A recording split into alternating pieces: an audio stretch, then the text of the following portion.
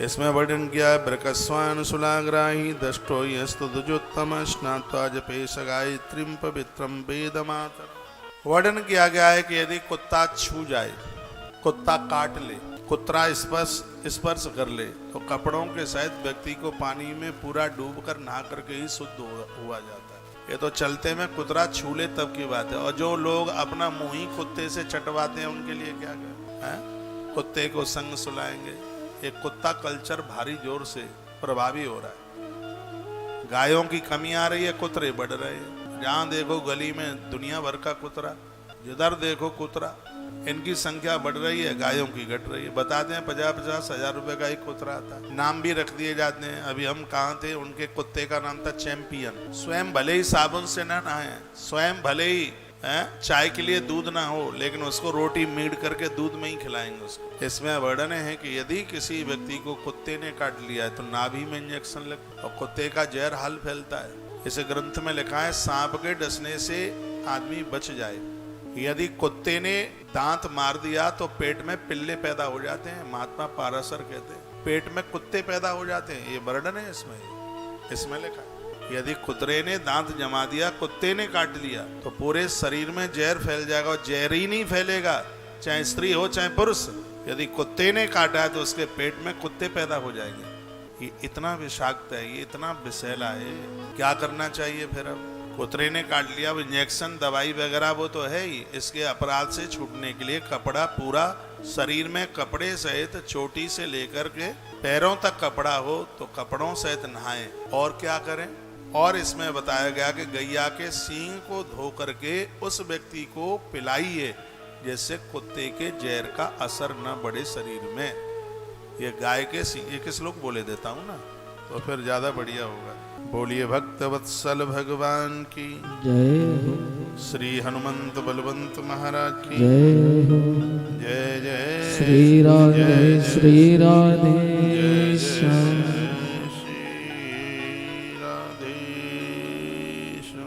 हाँ, गौ श्रृंग भविष्याद, गाय का सींग, गैया का सींग। इसमें गौ माता के सींग की बात कही गई है।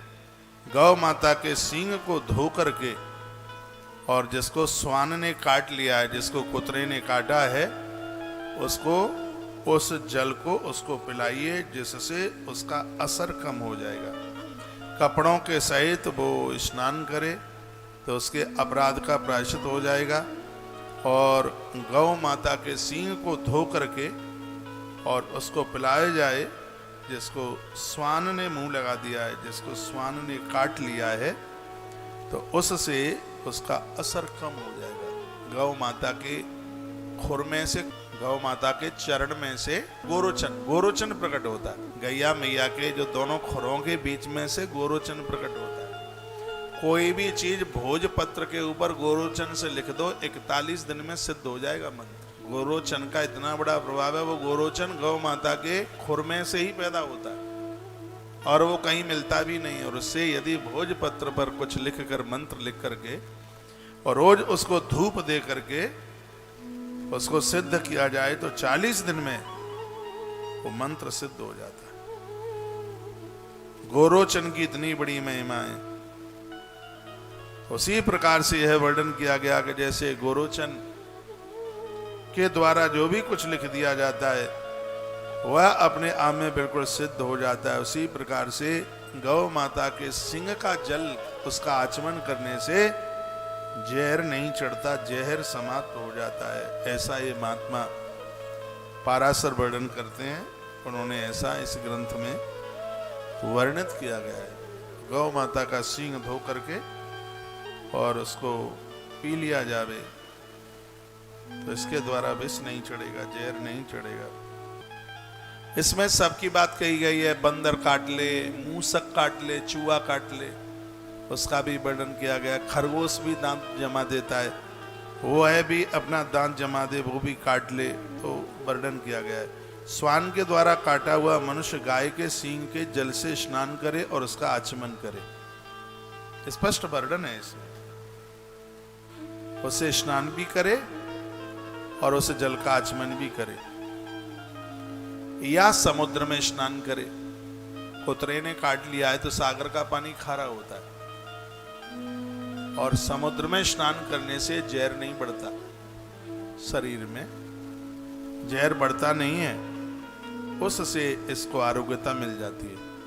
जो मनुष्य चारों वेदों में और चतुर्दश विद्याओं में बहुत ज्यादा पारंगत है, ऐसे व्यक्ति को भी यदि कुत्ते ने काट लिया है तो यह विधान उसके लिए भी जरूरी है। तो साधारण लोगों की तो कहना ही क्या बात है। तो 100 बातों की बात यह है कि महात्मा पाराशर ने अपने इशारे में यह कह दिया कि कुत्ते मत पालो।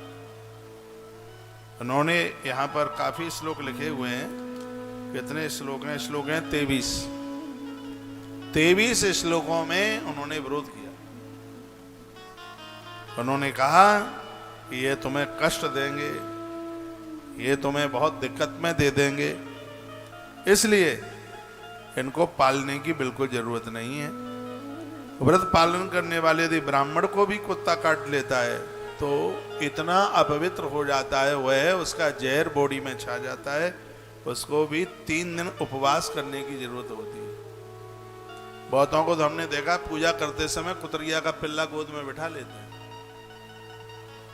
इसके बाद घी और कुशोदक पीकर के अवशिष्ट व्रत को किया जाता है, तब कहीं शुद्धि मिलती है। वर्णन किया गया, कुत्ता मनुष्य के शरीर स्थिति किसी अवयव को या द्रव्य को सूंघ ले तो वो द्रव्य पूजा पाठ के लायक नहीं होता, खाने पीने की वस्तुएं खाने के लायक नहीं होती, या चाट ले या नाखून लगा दे।